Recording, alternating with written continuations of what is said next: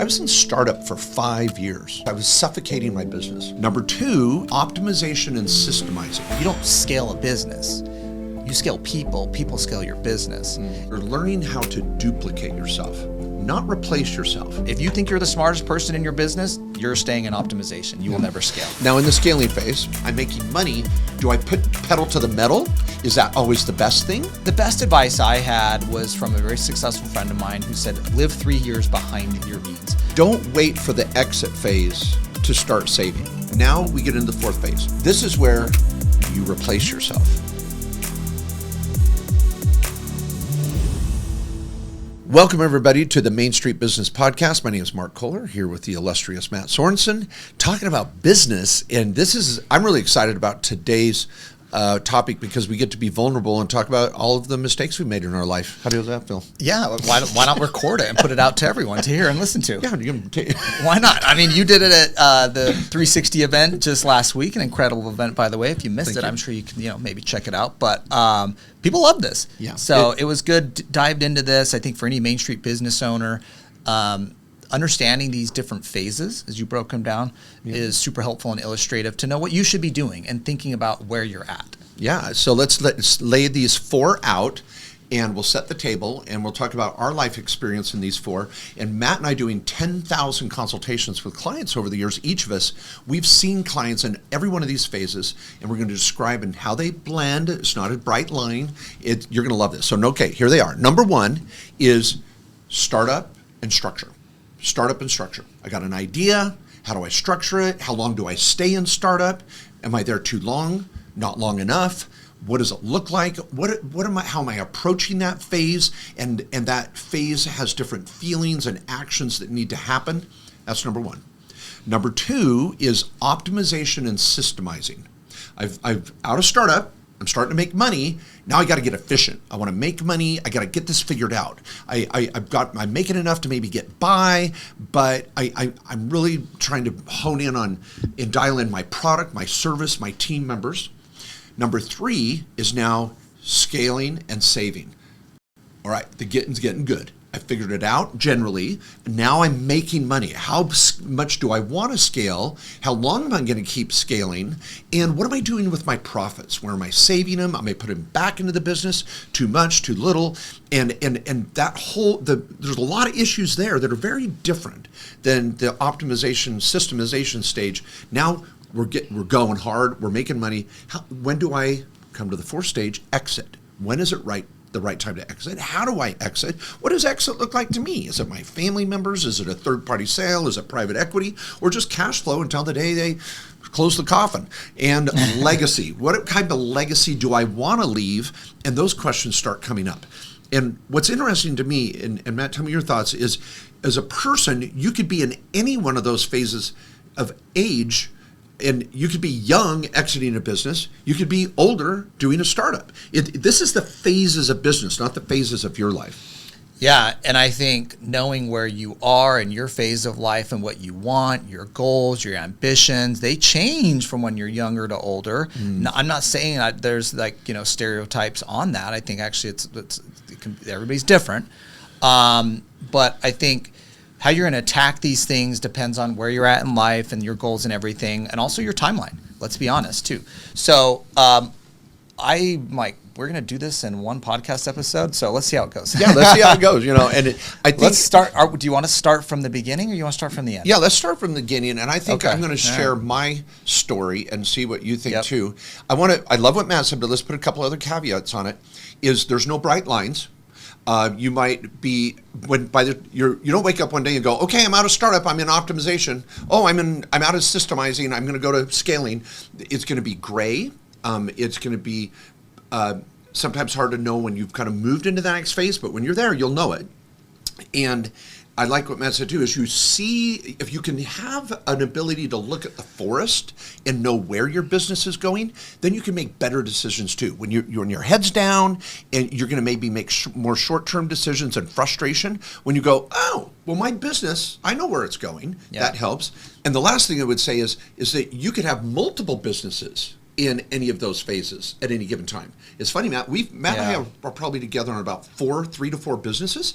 And if we think about it, we've got businesses in every one of those phases. Yeah. And so you've got to be able to sit back and analyze this business with a different mindset based on what phase it's in versus another business that may be in a different phase. Yeah, and I think any of you that are entrepreneurs, many of you start to do a lot of different things, and it can actually be quite complicated and very difficult to manage all those businesses through the things. So there's going to be maybe one mistake, but we'll see. Here we are. All right, here's my first mistake in startup. So right. In the startup phase, and Matt, you missed this presentation. I didn't see this. Yeah, you flew in the next day. So you don't know where I'm going. This is going to be fun. I want to see your reaction. In the startup phase, here's the mistake I made. I was in startup in my young practice as a lawyer, advisor, tax, all of that before I met Matt. I was there for 5 years. I was in startup for 5 years. Now, when we're trying to help our tax pros in the Main Street Tax Professional Program, I'm trying to help them not make the same mistakes I made and get out of startup in the first year. Let's get out of startup and get into optimizing right away. But I stayed there for 5 years, and what I was doing is I was suffocating my business. A lot of entrepreneurs say, oh, I quit my job or this, and they expect their business to support them. Yeah. And when you're doing that, you're living month to month on your business, and you're just pulling out profit as fast as you can because you got to pay bills, you got family members you're trying to take care of, maybe a young family, but you're not letting your business grow or thrive, and you're suffocating, you're starving it. And I did that for 5 years, and there was some point in there, again, it's gray when you kind of move from one phase to the next. I got a client that gave me more stable income, and I didn't want to do it at the time, but then I knew I needed to because it gave me some breathing room. And once I had that more stable income with a retainer with a couple clients, it allowed me to take the profit from this other area and not just have to suck it out to pay the mortgage payment or whatever. Yeah. And I was able to build the business. And I was in startup way too long. Yeah, I think that's a great example actually.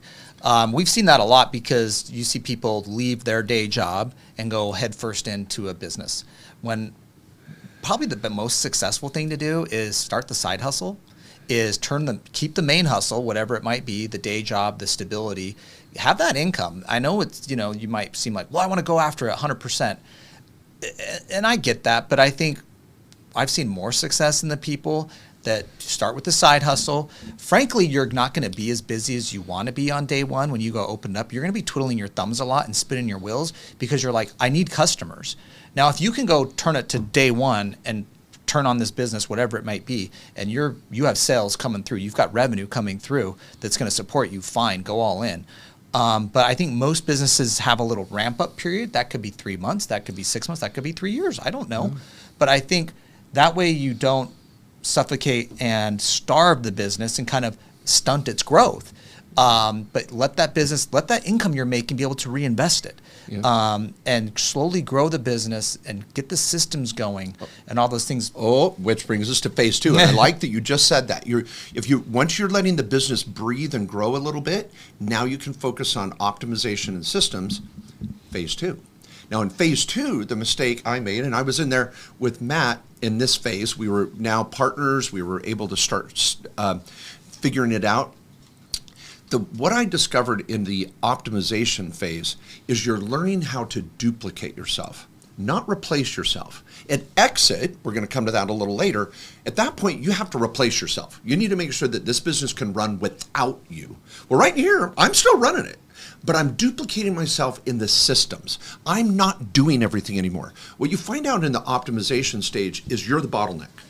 And so in our practice, it was like, we've got to start to learn how to hire lawyers, tax advisors, paralegals, and teach them how to do the systems properly. And whether you're producing a product or a service, you're now duplicating yourself.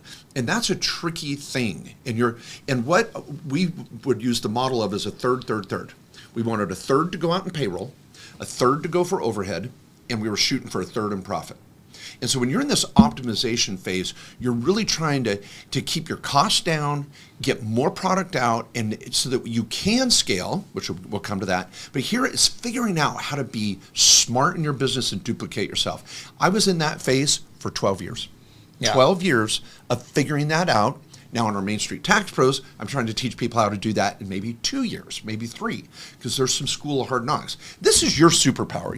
I don't know if you have a mistake you made in this, but Matt knows how to maybe develop people a little quicker than I do. I don't know. Yeah, I think once you hit that phase, you really need to, as you're looking for people to duplicate, it all becomes down to people. Like you don't, as you start to get into scaling, you don't scale a business. You scale people, people scale your business. And so you need to get the right people that can go execute on what you want to do, get the people who have the right talent, obviously build the right team. And that's where, like at Directed IRA, we've had significant growth. And it all comes down to people. And even in other businesses that we have, from Main Street Business Services to KKOS Lawyers, and we've had a title company in the past. I want to talk about that as a mistake, maybe. But the optimization here, duplication of yourself, it's going to be people that do that.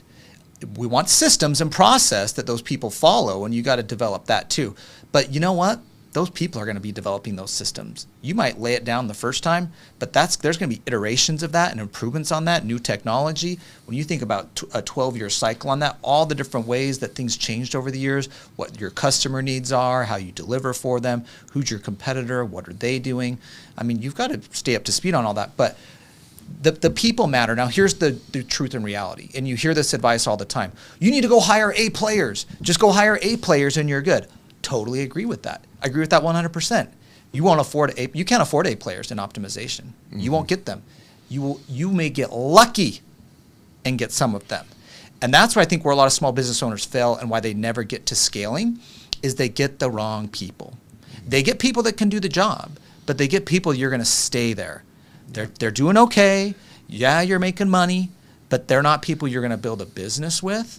And so I think you get stuck there. Okay, so I know if we could put names to this, and we could put several names, but in our business organization, the mistake we made was promoting people during our startup phase that weren't going to help us get out of optimization.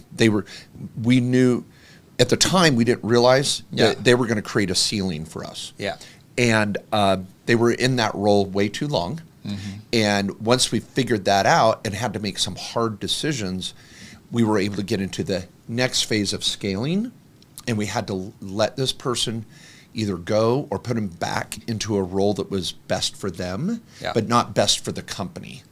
And some people may stay in optimization forever. Yeah. You're cool. Just don't be upset when you can't scale. Because you're like, your brother-in-law is still your head of this, or your aunt's the head of that, and you're like, and you're bitching and moaning because you can't scale. Well, you kind of made your bed. And you know. And I think the classic thing is like, you need to hire your first assistant. That's typically the first, you need to hire your first employee is your assistant, and that makes sense.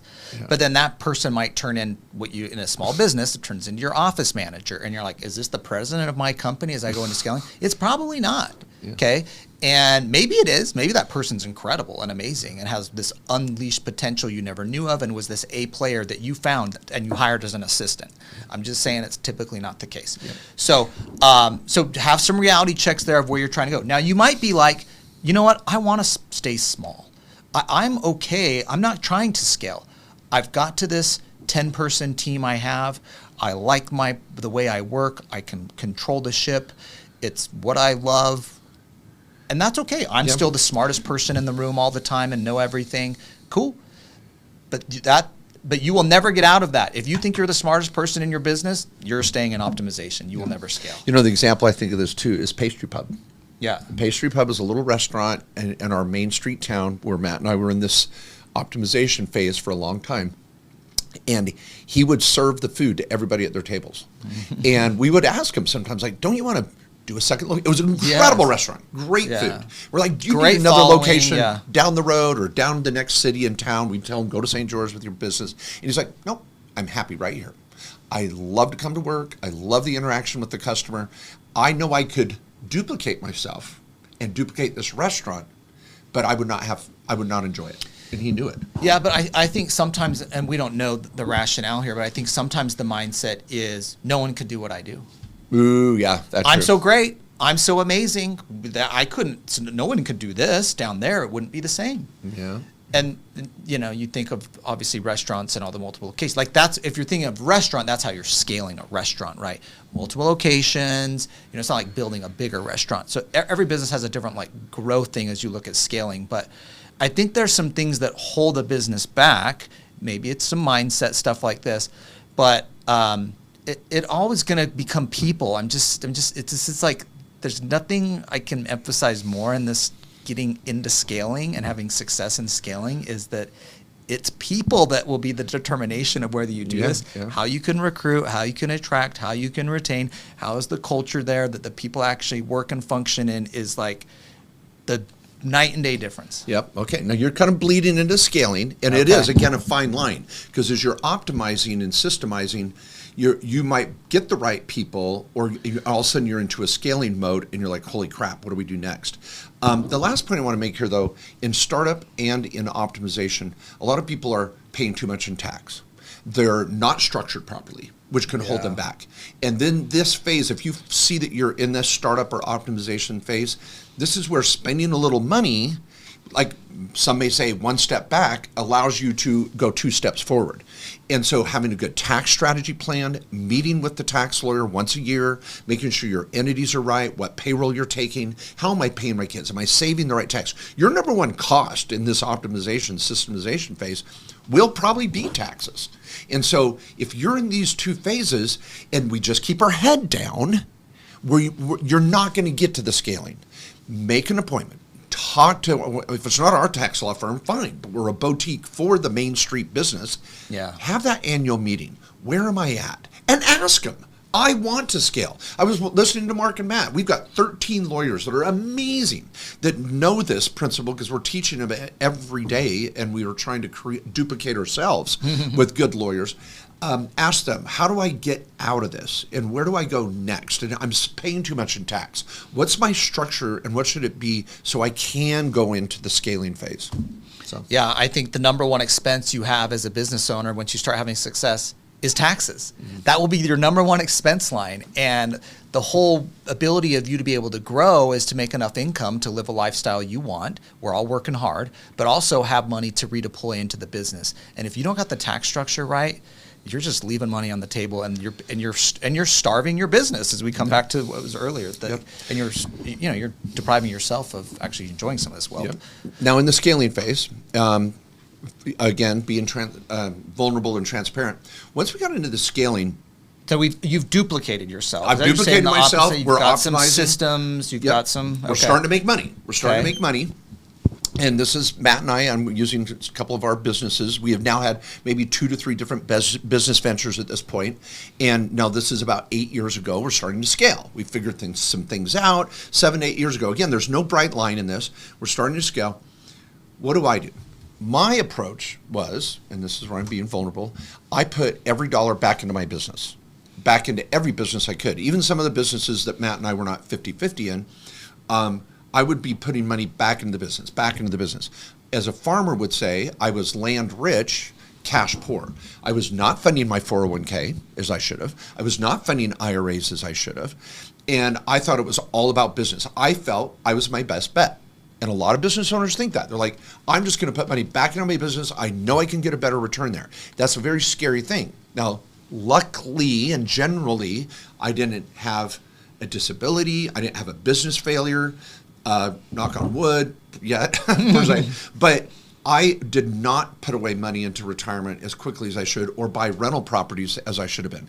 My partner here, I would see him doing that, and I'd sometimes give him crap, and I'd be like, dude, let's put more money in here or there. And I was like, nope, I'm going to max out my 401k every year.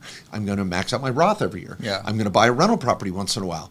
And not that I thought that was a bad thing, but it wasn't my choice. And in retrospect, I wish I would have. And so during scaling, one of those things is, where do I take my profits? I'm scaling, I'm making money. Do I put pedal to the metal? Is that always the best thing?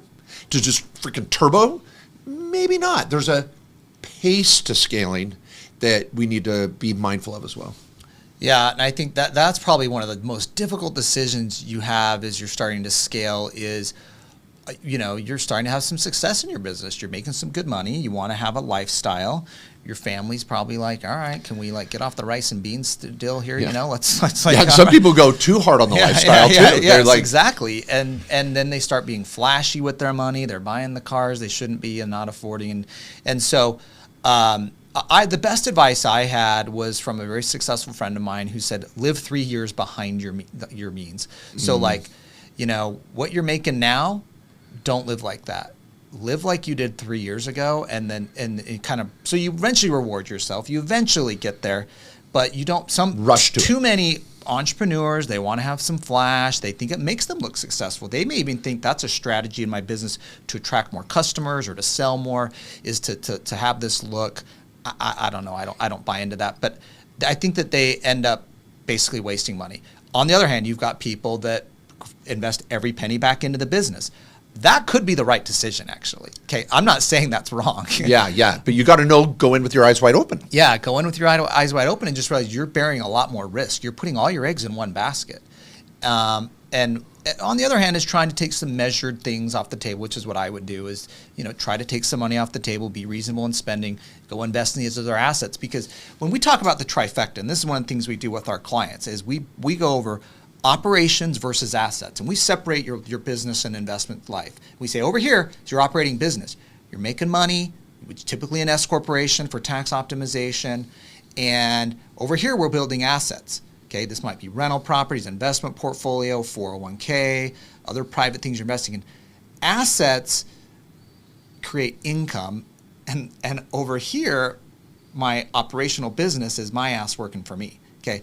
So what do I want? Do I want my assets working for me, or do I want me working for me? And so there's another way to think about this on your business, is trying to create assets that create revenue themselves. Now maybe that revenue can't, and those investment returns can't beat what I can do in my business. And that's where it's this difficult question where I can say it's not wrong or right, but I do like, and I've just 10,000 consults with clients of business owners, is not every one of them gets to scaling and exit.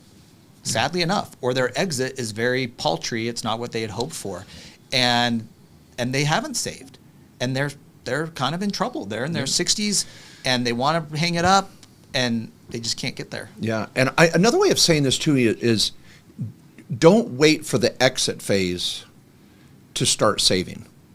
While you're scaling, you should be saving, because you may not get to exit. And again, all of a sudden you wake up and it's scary that you don't have a savings account, but you have this business that you're strapped in, buckle up. This is your retirement.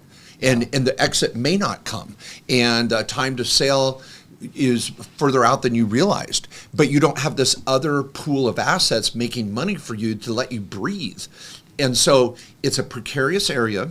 And so in this phase, doing those planning sessions with an advisor that has seen every phase and can help you find that balance. It is balancing in this phase. This is why it creates a lot of nervousness. People that are smarter are scared the most in the scaling phase, because they're like, I don't know how long this is going to last. I want to get the getting while the getting's good. Am I putting too much money in my business? Should I be deploying it over here? And they're nervous, and rightfully so, because it's a wonderful feeling to be making money, and it's a scary feeling to be making money, because you've worked so hard. You know how precious that time is. Yeah. And let me just give an example here too of this is probably one, I don't know, it's a mistake, but a tough decision we had to make was, we had a title company, so called Investor Quality Title, IQ Title. Yeah. We've had that, IQtitle.com, great name. And but what we were doing is, we had a lot of real estate investor clients in our law firm, and title companies didn't serve real estate investors very well. So we're like, well, we can do a title company. So we went and got the licenses, the title and escrow licenses, and we opened 2 offices, one in Salt Lake City, one in Southern Utah, where our law firm office was. This was 10 plus years ago. And we optimized that pretty quickly, because neither Mark or I did closings. We went and hired 2 experienced escrow officers in each office, had a lot of experience. They'd both done thousands of closings, had good reputations in both towns, had some connections too. And we're like, we can feed you. We can feed the work in here from our clients and the work that we're doing. And it was going great. Wasn't the best timing, okay? This was 2007, all right? And what happened is the real estate market fell off a cliff. Now, initially, we pivoted quickly and had some big wins, because we knew how to do short sales. And that was the only deals happening. And if you're a real estate agent or someone buying or like a lender, like First American Title was like, we don't do short sales. You know, all the big ones were like, we don't do this. Well, that lasted for like 2 months because then they're like, that's all that's happening right now. We better figure it out. We better do those so then we were back competing with the big dogs, and it was a very limited deal flow. And so some type of businesses are cyclical. You could be in the construction industry, maybe you're a real estate agent, maybe you're in title and escrow. You know, that business can be somewhat cyclical. So we were in that. Now we were weathering the storm. We actually weren't losing money, but we weren't making a lot either. And I looked at that business at the time and I thought, do we want to go to scaling next in this? Do we really want to force our time and effort from our other businesses that we could maybe put more money into and grow? And at the time, I was like, I do not want to scale this. I learned enough about the business to say, not the business to scale, not recurring revenue. You have to get a new customer every week, you know, and a closing new week to fund it. Sure, you can get relationships and try and build those, but you got to nurture those. And then the business is somewhat cyclical. And so, so knowing what businesses and when to hold them and fold them, so to speak, and what businesses to optimize and scale and put your time and money into is just as critical. And I will say this, sometimes deciding to shut down a business is the best financial decision you can make and not put more time or money into it. And maybe you got to pivot your services or how you're offering it. The strategy in the business is critical too. I mean, so I don't know. I just want to drop that out there as we get into scaling of like, we could unpack that forever, but make sure you got a winner. Yeah. Make sure it's going to be worth your time and money. That business would have been successful. I'm not saying that, but I think there's better things we could have spent our time doing, which is what we've done. Yeah. And I think that was the right decision. Yeah, I do too. And now this is a great point. Shutting down may be a form of exiting. And so now we get into the fourth phase. And you're ready to exit, and what does that look like? And you're also talking about your legacy more. What do I want to leave to my family? What do I want to leave in my community? What does this business look like when I'm gone, or my assets? Your estate planning becomes even more critical. Right now, it's our estate planning special month.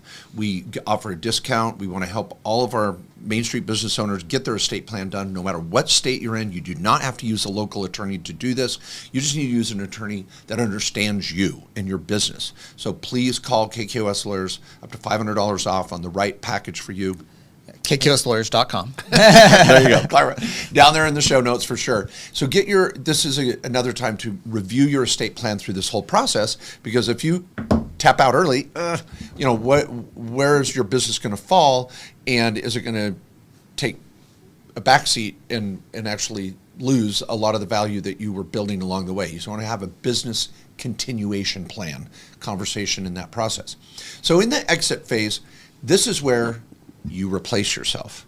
See, before you were trying to duplicate yourself. I need to get myself out of the way, get the right people so I can scale properly, boom, bada, bang. Now I need to replace myself as the visionary, maybe, the manager, the CEO, the president.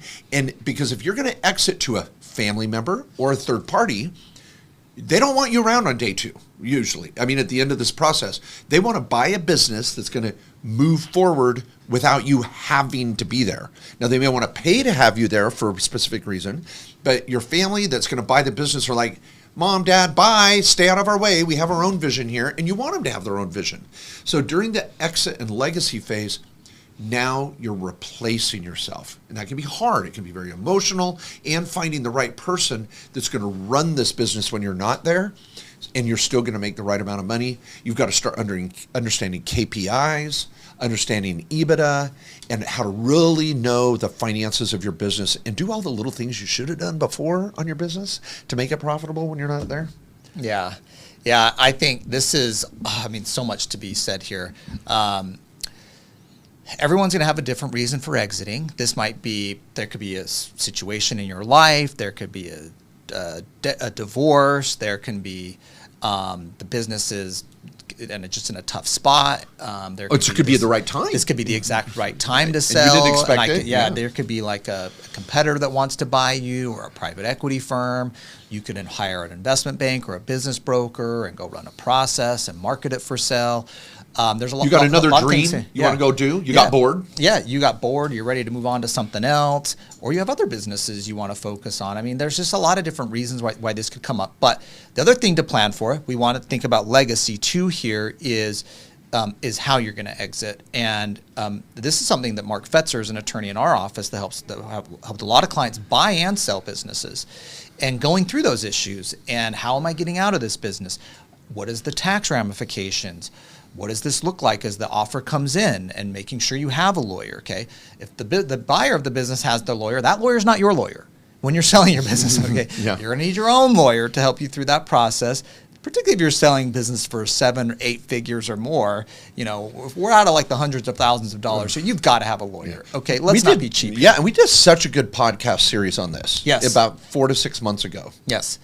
Yeah, and what I'll say too is I do think just from the business side of things, so go back to that podcast and just know Mark Fetzer's the guy if you need help at KKOS Lawyers. As you're thinking about exiting, I think legacy is important, and we can, and obviously the legal components of it, but this has been for many people like your baby, right? And so this is almost like a child for any of us business owners. If you've built this business and it's been, you know a lot of the customers, you know the team, making sure you're working with someone that whether it's the right family member that's going to take it over, the right buyer, whoever it may be, that's someone that you feel is going to carry on that business and something that you value. It's not about the right price you can get as much as it is, and that's important. Don't get me wrong, but also like this is the right partner for this in some ways, even though you might be going off into the sunset. I think is really important too. Yeah. And in that podcast that Matt and I go through, the 3 steps to prepare to sell your business. There's a due diligence phase, there's the closing and all that. But I guess I'll just emphasize this here briefly, and I recommend all of you to go there that are thinking exit, is you start to really work on the business. In this phase, you're scaling, your head's, boom, let's make as much money. Now you start having a very different look at it. You're looking at the financial statements more than you've ever looked before. And you're learning what EBITDA means. What does EBITDA mean? As a business owner, you're like, what's the net income? What money am I taking home? How much am I paying tax on? You don't think like that when you're in exit mode. You're thinking, what's the EBITDA? You're thinking, not can I expense everything in this business, like, all these quasi-personal business expenses. No, we want to think about, that's not an expense. I want to track that because I want to add that back into EBITDA. So this is like, if you don't mind, when someone's going to look to buy your business, they're looking at EBITDA. This is what's the cash flow coming out of this earnings business? before taxes, depreciation, tax, depreciation, amortization. Basically, what it is, you think of your net income. It's like, what's the take-home pay that whoever owns this business? What's the profit that they get? All right. Now, if there's certain one-time expenses, some of the things that are like quasi-personal expenses on your books the company's been paying for, those get added back into EBITDA, which adds more net income and more profit. So a business owner can say, ooh, I'm actually going to get the benefit of that when I buy the business. So that's where you start really focusing on that, because that's what every buyer is going to look at. Yeah, and what I... Can I say one more thing? Sorry, I keep cutting off. No, you bring it. As a business owner, for so long, you've been trained to like, I want my P&L to show as little profit as possible, because that's going to the IRS and that's on my tax return. When you're in exit mode, we're not doing that. Okay, that's not what you're doing. You might have the financials you're obviously filing your tax return on. We still want to expense everything as possible. But you're going to have another set of financials that hits this EBITDA number that's adding back a lot of this stuff to show true profit. Yeah, no, I love it. And this is interesting because we have a different point we're going to make here, is that as you start analyzing those financial statements and you're looking for this EBITDA and and the profit, what happens is you're also starting to really look at what are these key performance indicators? How long is a customer with me? How long are they staying? And what value are we adding? And all of a sudden, as you start to really hone in on eking out the profit, you're starting to learn more about your business you never knew before. And you're having this new look of, oh my hell, I wish I would have been doing that 3 years ago. Or I wish I would have been doing this 5 years ago. And oh my word, I didn't even know that was such a driver of my profit bottom line. And with this new set of eyes, sometimes business owners are like, oh, wow, I just doubled the bottom line and I'm getting so efficient in replacing myself. I don't know if I want to sell. I'm just going to sit back and collect revenue the rest of my life, and I'll let my family sell the damn thing or whatever. And that's okay. Yeah. Again, is you really start to work on your business like you've never worked on it before from an outside point of view, and it opens a new perspective for the exit. Or you may say, I can do 3 more years of this because this is a little easier now that I've spent the time I wish I would have years ago. Yeah. And so it's really an enlightening time. Yeah, because I think when you do that, you start looking at the business like an investor, like some outside party, because you're thinking of, well, someone's going to buy this. What are they going to be looking at?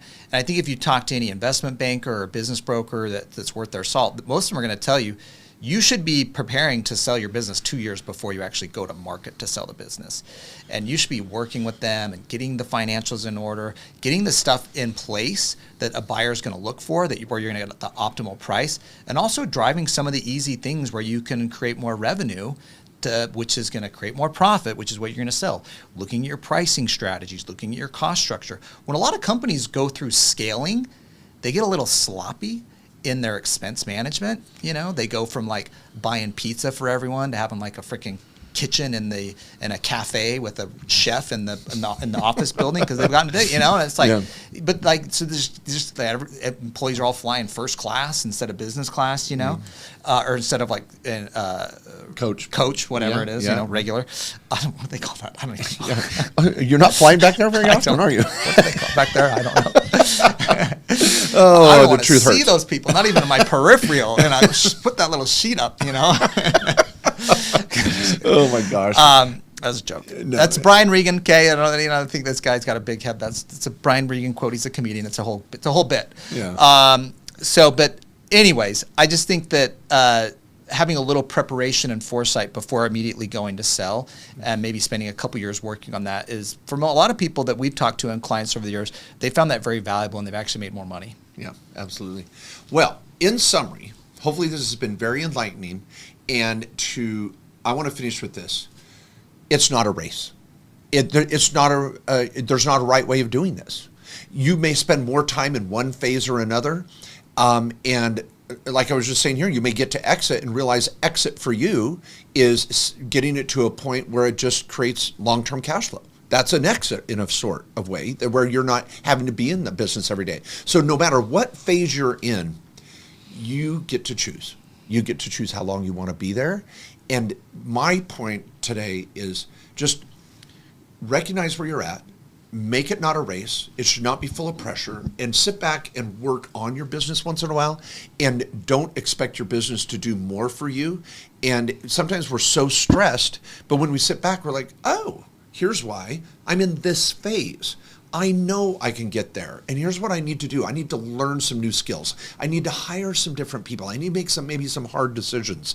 And there's no right or wrong way per se. It's your destiny. You get to choose. And we just hope that we've shared something that'll help you through that process.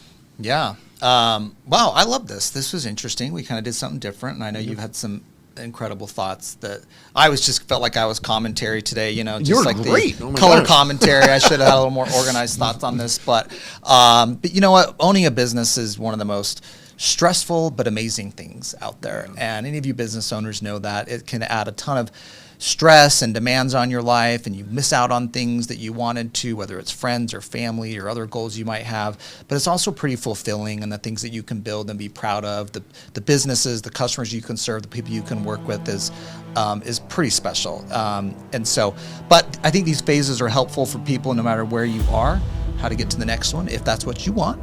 And, we all are, the hero in our own story, so to speak, and what we're trying to achieve. So thanks everyone for tuning in. We'll be back with another amazing episode of Main Street Business Podcast. See you then.